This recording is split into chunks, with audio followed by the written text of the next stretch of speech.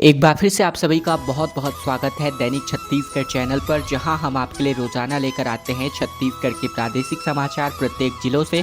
तो इस चैनल को जरूर से सब्सक्राइब कीजिएगा छत्तीसगढ़ की महत्वपूर्ण खबरें रोजाना देखने के लिए। छत्तीसगढ़ के वनवासियों को चरण पादुका और तेंदुपत्ता से मिली राहत। राजनांदगांव में तकरीबन 18,000 से ज्यादा संग्राहकों को 10 करोड़ 70 लाख रुपए और चरण पादुका का वितरण किया गया। राजनांदगांव में विधानसभा अध्यक्ष डॉक्टर रमन सिंह ने बीते दिन चरण पादुका वितरण कार्यक्रम में हिस्सा लिया और इस दौरान उन्होंने अपने निवास परिसर में एक पेड़ मां के नाम के अभियान के अंतर्गत पौधारोपण भी किया। डॉक्टर सिंह ने बताया कि छत्तीसगढ़ सरकार की योजनाओं से गरीब और जरूरतमंद वर्ग के मेहनत कश लोगों का जीवन बदल रहा है। वनवासियों के पैरों को कंकड़ पत्थर और कांटों से बचाने के लिए चरण पादुका योजना की शुरुआत की गई है। मुख्यमंत्री विष्णुदेव साय ने तेंदुपत्ता का मूल्य बढ़ाकर 5500 रुपए प्रति मानक बोरा कर दिया है और यह पहले दर तकरीबन 4000 रुपए का था। छत्तीसगढ़ में शिक्षक भर्ती की मांग को लेकर राजधानी में प्रदर्शन देखने को मिला, जहां पुलिस ने बसों में भरकर वापस इनको तूता धरना स्थल भेजा, जबकि प्रदर्शनकारियों ने मनमानी का आरोप लगाया। प्रदेश के बेरोजगार युवाओं की रोजगार ध्यानाकर्षण रैली को पुलिस ने बीच रास्ते में ही रोक दिया।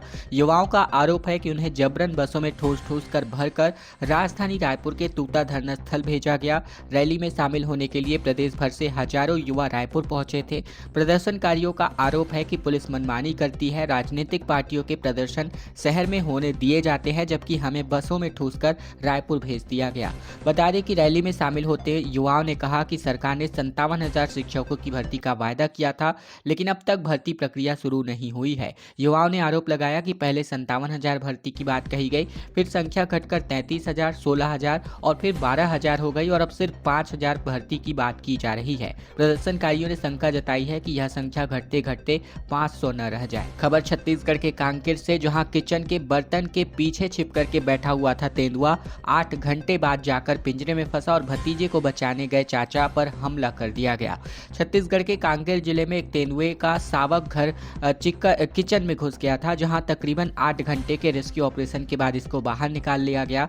21 जून की सुबह 6 बजे दोधावा गांव में तेंदुआ वेद प्रकाश नेताम के घर में घुस गया था, जहां चाचा भतीजे मौजूद थे। तेंदुए ने वेद प्रकाश पर हमला भी किया। मामला वन परिक्षेत्र सरोना का है और तेंदुआ घर के अंदर रह गया और घर वाले बाहर निकल गए और इसके बाद वन विभाग को इसकी सूचना दी गई। टीम ने पूरे घर में जाली लगाई। बाहर जो है पिंजरा सेट किया गया और बाहर बैठकर शावक के निकलने का इंतजार किया जा रहा था।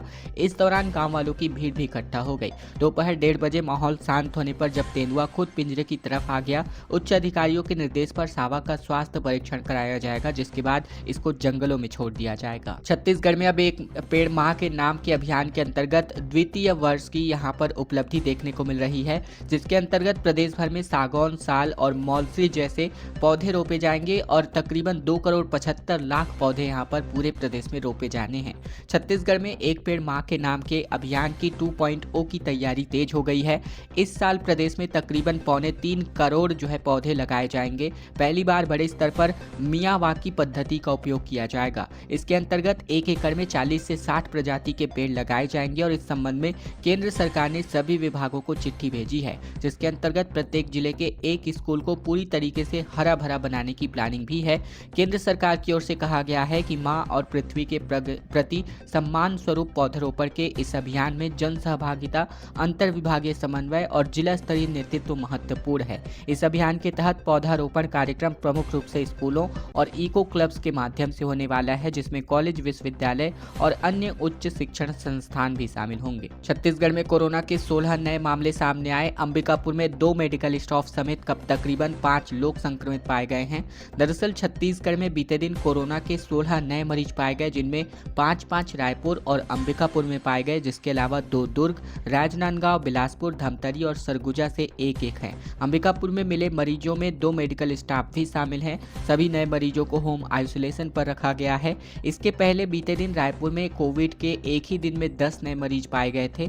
पिछले 4 दिनों में कोविड के 50 नए मरीज पाए गए हैं, जिनमें गुरुवार को 11, बुधवार को 8 और मंगलवार को 14 नए मरीज पाए गए थे। कोविड अब तक प्रदेश के 11 जिलों में फैल चुका है। कुल मिलाकर 166 मरीज अब तक मिल चुके हैं और सबसे ज्यादा 81 मरीज रायपुर से पाए गए हैं, 38 मरीज बिलासपुर से, जबकि बाकी 47 अन्य मरीज 9 अन्य जिलों से पाए गए। छत्तीसगढ़ में अगर आपकी गाड़ियों में HSRP नंबर प्लेट नहीं लगा है तो जल्द लगवा ले, क्योंकि पुलिस को अब चालान काटने का निर्देश मिल चुका है। बता दें, छत्तीसगढ़ प्रदेश में बिना हाई सिक्योरिटी रजिस्ट्रेशन प्लेट के गाड़ी चलाने वाले लोगों के लिए एक जरूरी सूचना है। बिना हाई सिक्योरिटी नंबर प्लेट वाले वाहनों पर अब पुलिस और परिवहन विभाग का अमला पूरे प्रदेश भर में जांच अभियान चलाकर चालानी कार्यवाही करेगा।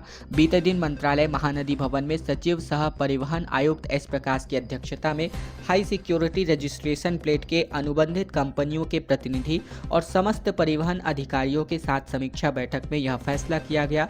बता दें कि प्रदेश में सभी वाहन चालकों को अपनी गाड़ियों में हाई सिक्योरिटी नंबर प्लेट लगवाना अनिवार्य है। इसके लिए परिवहन विभाग की ओर से जिला मुख्यालयों समेत तहसीलों में शिविरों का आयोजन किया गया था। छत्तीसगढ़ के बालोद में गंदा पानी पीने की वजह से 18 लोग बीमार पड़ गए, जिनमें एक युवक की जान भी चली गई, जबकि 4 लोगों के हालात गंभीर बने हुए हैं। बता दें, ग्राम तरौद में दूषित पानी पीने की वजह से 18 लोग बीमार पड़ गए। वहीं एक 40 वर्षीय युवक मोहित निषाद की मौत हो गई। हालांकि युवक की मौत की वजह डायरिया की होने की पुष्टि स्वास्थ्य विभाग ने अब तक नहीं की है, लेकिन आशंका जताई जा रही है कि गांव की पाइपलाइन से सप्लाई हो रहे दूषित पानी पीने की वजह से लोग इतनी मात्रा में बीमार हुए हैं। इसके अलावा बता दें कि शुक्रवार को गांव में एक के बाद एक करके लोगों को पेट दर्द, उल्टी, दस्त की शिकायत आने लगी। 4 लोगों को जिला अस्पताल में भर्ती कराया गया।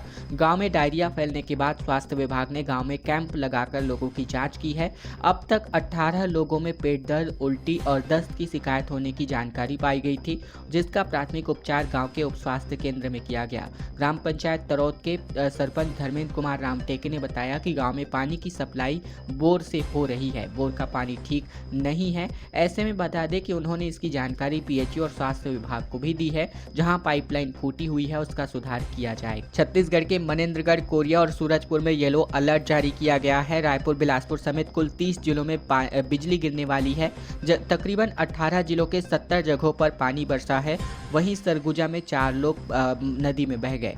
पूरे प्रदेश में अब मानसून का असर दिखाई देने लगा है। बीते दिन राज्य के 18 जिलों के 70 से अधिक जगहों पर बारिश हुई।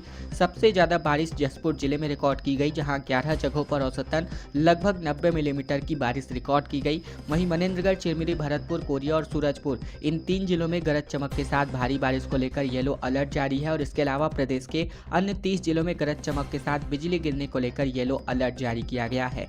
तापमान की बात करें तो शुक्रवार को सबसे अधिकतम तापमान 32.4 डिग्री सेल्सियस दुर्ग में रिकॉर्ड किया गया। इसके अलावा इस बीच शुक्रवार को तेज बारिश की वजह से सरगुजा के मैनी नदी में अचानक आई बाढ़ में मां बेटे समेत कुल 4 लोग बह गए। साथ ही पुटू यानी मशरूम बीनने गए थे, तभी वापस लौटते वक्त बाढ़ की चपेट में आ गए। और लगातार अब इस प्रकार के मामले देखने को मिलने वाले हैं। छत्तीसगढ़ में लगातार कर्मचारियों का महंगाई भत्ता बढ़ाया गया और अब हर महीने इनको बढ़ा हुआ डीए का भुगतान होने जा रहा है। बता दें, केंद्र की मोदी सरकार ने अपने कर्मचारियों का महंगाई भत्ता बढ़ाकर 53% कर दिया है। छत्तीसगढ़ की साय सरकार भी अब केंद्र सरकार के नक्शे कदम पर चलते हुए राज्य कर्मचारियों के महंगाई भत्ते को 53% कर चुकी है। यानी छत्तीसगढ़ के कर्मचारियों को भी अब केंद्रीय कर्मचारियों के समान ही महंगाई भत्ता मिल रहा है। वहीं Chhattisgarh state civil supplies corporation limited के कर्मचारियों को भी अब 53% का महंगाई भत्ता मिलने वाला है। दरअसल Chhattisgarh state civil supplies corporation limited यानी नागरिक आपूर्ति निगम के नवनियुक्त अध्यक्ष संजय श्रीवास्तव की अध्यक्षता में नवा रायपुर स्थित निगम मुख्यालय में संचालक मंडल की 95वीं बैठक आयोजित करी गई और इस बैठक में निगम कर्मचारियों के हित में कई निर्णय किए गए। बैठक में वित्तीय वर्ष 2022-23 के लेखों का अंतिमीकरण करके वित्तीय पत्रकों को अनुमोदित किया गया है और साथ ही डीए में भी वृद्धि की गई। बालोद में डायरिया की वजह से 1 लोगों की जान चली गई, जबकि 4 लोग गंभीर है। सीएमएचओ ने कहा कि ओआरएस पाउडर शराब के साथ न पिए, तो गुस्साए ग्रामीणों ने इस पर जमकर हंगामा कर दिया। छत्तीसगढ़ के बालोद जिले के ग्राम तरौद में डायरिया के प्रकोप की वजह से एक व्यक्ति की जान चली गई, जबकि 4 लोग गंभीर हालात में भर्ती किए गए। 30 से अधिक ग्रामीण उल्टी, दस्त की वजह से पीड़ित है। ऐसे में इलाज के लिए लगाए गए स्वास्थ्य शिविर में जमकर हंगामा हो गया। ग्रामीणों का आरोप है कि मृतक मोहित निषाद चाचा विट्ठल निषाद जब उल्टी, दस्त के साथ स्वास्थ्य शिविर पहुंचे तो बालोद के मुख्य चिकित्सा अधिकारी डॉक्टर महेश सूर्यवंशी ने उन्हें ओआरएस का पैकेट देते हुए कहा कि ओआरएस को शराब के साथ घोलकर ना पिए। इस टिप्पणी के बाद शिविर में बैठे ग्रामीणों ने जम करके हंगामा कर दिया। गांव में चम्मन साहू ने बताया कि तरौद में 30 से अधिक लोग डायरिया से पीड़ित है। एक व्यक्ति की मौत हो चुकी है। समय पर इलाज नहीं मिलने की वजह से गांव में शोक और माहौल का मातम है। ऐसे संवेदनशील समय में जब स्वास्थ्य विभाग के सबसे वरिष्ठ अधिकारी शिविर में पहुंचे तो उन्होंने मरीज को ओआरएस देते हुए शराब के साथ न लेने की सलाह दी, जिससे ग्रामीणों ने अपमानजनक माना और टिप्पणी का पीड़ित परिवार और पूरे गांव ने जमकर विरोध किया। सड़क को खोद करके खेत बना दिया गया। 2 जिलों के 20 गांवों का संपर्क इसकी वजह से टूट गया। बता दें, छत्तीसगढ़ के खैरागढ़ जिले के ग्राम सिंघौरी के किसान ने मुख्य सड़क को खोदकर खेत में तब्दील कर दिया है और इससे क्षेत्र के लगभग 20 गांवों का आवागमन प्रभावित हो रहा है। परेशान लोगों ने किसान की शिकायत प्रशासन से करते हुए कार्यवाही नहीं करने पर चक्का जाम की चेतावनी दी है। जानकारी के अनुसार किसान आनंद राम वर्मा हर साल की तरह इस बार भी बुआई से पहले मुख्य सड़क को खोदकर खेत बना चुका है। किसान की इस हरकत की वजह से ग्रामीणों को अब गंतव्य तक जाने के लिए 8 किलोमीटर का लंबा चक्कर लगाना पड़ रहा है। किसान की हर साल की जाने वाली इस हरकत की वजह से अब नाराज ग्रामीणों का कहना है कि आनंद राम वर्मा ने बाकायदा दान पत्र लिखकर जमीन को दान की है और इसके बावजूद इस तरह की हरकत करता है। वहीं किसान आनंद राम वर्मा का कहना है कि सालों पहले जब उसकी जमीन से होते हुए सड़क का निर्माण किया गया था तब उसे मुआवजा देने की बात कही गई थी, लेकिन आज तक उन्हें जमीन का मुआवजा नहीं मिला और इसीलिए वे हर साल अपनी जमीन पर खेती करते। सचिन पायलट का 2 दिन का छत्तीसगढ़ दौरा देखने को मिल रहा है। बता दें कि छत्तीसगढ़ में कांग्रेस प्रदेश प्रभारी 23 और 24 जून को संगठन की समीक्षा करेंगे। आगामी रणनीति पर बैठकें लेने वाले हैं। छत्तीसगढ़ कांग्रेस के प्रदेश प्रभारी सचिन पायलट 23 और 24 जून को 2 दिवसीय छत्तीसगढ़ दौरे पर आ रहे हैं। इस दौरान वे संगठन की समीक्षा करेंगे। आगामी रणनीति को लेकर के पार्टी के नेताओं से चर्चा करेंगे, जहां उनकी दौरे की पुष्टि को लेकर कांग्रेस के प्रदेश सह प्रभारी विजय जांगीर ने कर दी है। पायलट का ये दौरा ऐसे समय पर हो रहा है जब प्रदेश कांग्रेस कई अहम मुद्दों को लेकर सरकार पर हमलावर है। सरकार के खिलाफ लगातार प्रदर्शन जारी है। 2 दिवसीय दौरे के दौरान वे पार्टी पदाधिकारियों, जिला और ब्लॉक स्तर के नेताओं से मुलाकात करके जमीनी स्तर की फीडबैक लेंगे। बताया जा रहा है कि पायलट का दौरा पूरी तरीके से संगठनात्मक समीक्षा पर केंद्रित रहेगा। खबरों में आगे बढ़े इसके पहले अगर आपने इस चैनल को अभी तक सब्सक्राइब नहीं किया है तो आप आश्वस्त हो जाइए कि आपने इस चैनल को अभी तक सब्सक्राइब कर लिए हैं, क्योंकि छत्तीसगढ़ की रोजाना महत्वपूर्ण खबरें चैनल को सब्सक्राइब करने के बाद ही आप तक पहुंच पाएंगी। तो ये छोटा सा काम आप जरूर कर लीजिएगा। इसके अलावा इस वीडियो को छोटा सा लाइक और शेयर कर दीजिएगा अपने दोस्तों और रिश्तेदारों तक, ताकि उन तक भी यह महत्वपूर्ण जानकारी पहुंचाई जा सके। छत्तीसगढ़ में अंतर्राष्ट्रीय योग दिवस के अवसर पर धमतरी में 3 लाख लोगों ने योग का अभ्यास किया, जहां भ्रामरी प्राणायाम के अभ्यास की वजह से शांति पाठ आयोजित किया गया। धमतरी में 11वां अंतर्राष्ट्रीय योग दिवस काफी उत्साह के साथ मनाया गया। जिले में लगभग 3 लाख लोगों ने योग किया है। हरदिहा साहू समाज भवन में आयोजित जिला स्तरीय कार्यक्रम में कुरूद के विधायक और पूर्व कैबिनेट मंत्री अजय चंद्राकर ने मुख्य अतिथि के रूप में उपस्थित होकर योगाभ्यास में शिरकत किया। कार्यक्रम में योग प्रशिक्षकों के कई आसनों और मुद्राओं, शीतलीकरण अभ्यास के बाद स्कंध संचालन, कटी और घुटना संचालन के पश्चात योगाभ्यास शुरू किया गया, जिसके बाद खड़े होकर किए जाने वाले आसनों जैसे कि ताड़ासन, वृक्षासन, पाद हस्तासन और अर्ध चक्रासन और का अभ्यास किया गया। इसके बाद तमाम आसनों का अभ्यास यहाँ पर इस योग दिवस के दिन किया गया। खबर छत्तीसगढ़ के बिलासपुर से, जहाँ छुट्टी में जवान अपने घर आने वाला था और तिरंगे से लिपटा हुआ जवान का शव यहाँ पर पार्थिव शरीर यहाँ पहुँचाया गया।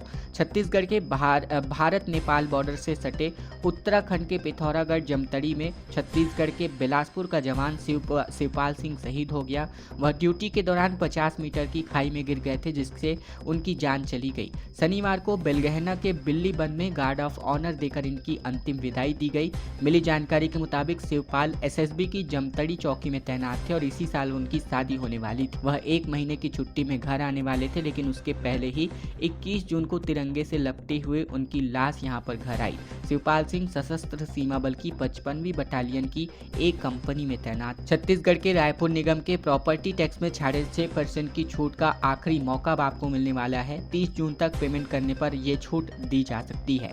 रायपुर में प्रॉपर्टी टैक्स में आपको छूट चाहिए तो 30 जून तक ऑनलाइन या फिर ऑफलाइन मोड पर टैक्स का भुगतान आपको करना पड़ेगा। वित्तीय वर्ष 2025-26 के संपत्ति कर के भुगतान पर रायपुर निगम अब 6.5% की छूट दे रहा है। निगम राजस्व विभाग ने बताया कि लोग ऑनलाइन भुगतान, व्हाट्सएप वेबसाइट की चैटबॉट के अलावा QR कोड के जरिए भी भुगतान किया जा सकता है। वहीं संपत्ति कर भुगतान से संबंधित जानकारी के लिए लोग जोन कार्यालय और निगम मुख्यालय से भी संपर्क कर सकते हैं। रायपुर नगर निगम ने सभी टैक्स जमा करने वाले लोगों से अपील की है कि वे अपने प्रॉपर्टी टैक्स का पूरा भुगतान 30 जून 2025 तक करें और तकरीबन 6.5% की अधिकतम छूट का लाभ उठा। छत्तीसगढ़ के सरगुजा से एक बड़ी खबर आ रही है, जहां 140 शिक्षकों और कर्मचारियों से तकरीबन 50 करोड़ रुपए की ठगी को अंजाम दिया गया। आरवी ग्रुप ने महंगे होटल में बुलाकर इनको स्कीम बताई, लोन का पैसा लेकर के भाग निकले हैं। छत्तीसगढ़ के सरगुजा जिले में 140 लोगों से 50 करोड़ की ठगी हुई है, जिनमें ज्यादातर लोग शिक्षक या फिर कोई सरकारी कर्मचारी। आरवी ग्रुप ने पीड़ितों के बिना बैंक जाए बिना जो है सभी के नाम से लोन पास कराया और इसके बाद पैसे लेकर भाग गए। पूरा मामला गांधीनगर थाना क्षेत्र का है। जानकारी के मुताबिक पीड़ितों के मुताबिक आरवी ग्रुप ने लोगों को शहर के नामी होटल में पार्टी देकर कंपनी की लुभावनी स्कीम को बताया। लोन पूरी किस्त कंपनी जमा करेगी कहकर हर किसी के खाते से जो है लाखों की ठगी करी गई और अब बैंकों से वसूली के लिए नोटिस आ रहे हैं। ठग कंपनी के खिलाफ रायपुर और कांकेर में FIR दर्ज हुई है। बता दें, अंबिकापुर के गांधीनगर निवासी शिक्षिका पवित्रा लकड़ा ने 1 अप्रैल 2025 को सरगुजा SP से ठगी की शिकायत की थी, जबकि उन्होंने बताया था कि आरवी ग्रुप स्पॉस एडवाइजर प्राइवेट लिमिटेड और बैंकों के कर्मचारियों के माध्यम से उनके दस्तावेजों का गलत ढंग से दुरुपयोग करके अलग अलग बैंकों से मल्टीपल लोन दिलाकर ये करोड़ों रुपए यानी 140 शिक्षकों और कर्मचारियों से 50 करोड़ रुपए की ठगी को अंजाम दिया गया। अग्निवीर भर्ती को लेकर अभ्यर्थी ध्यान दें, 30 जून से लेकर 10 जुलाई तक ऑनलाइन परीक्षा आयोजित होने वाली है।